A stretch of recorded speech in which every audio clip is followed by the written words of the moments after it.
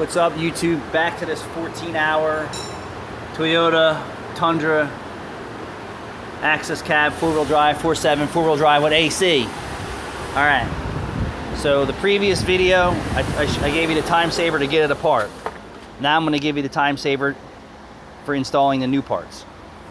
So I'm back at the chop saw, and then you want to relief cut these two bolts on the inside. All right, and I'm going to tell you why. The reason why is when you go to install this thing, it's very tricky to reach into spots, almost probably impossible to get it right the first time. To reach in here and get those bolts in clean without cross-threading and screwing them up. So I'm reusing the factory bolts because they're legit awesome.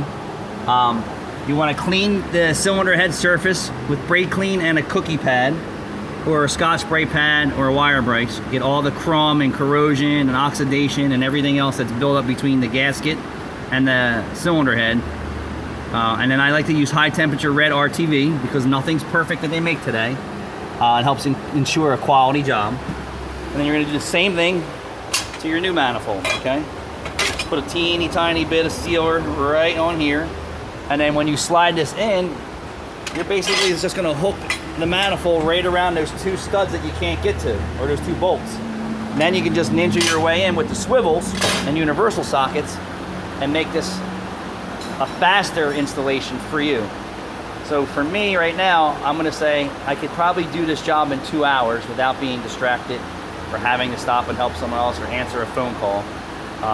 But this time saver should save everyone who's trying to do this massive amount of time. I'm looking at his brake hardware. That's broken, but I didn't do his brake job, so that's not my concern.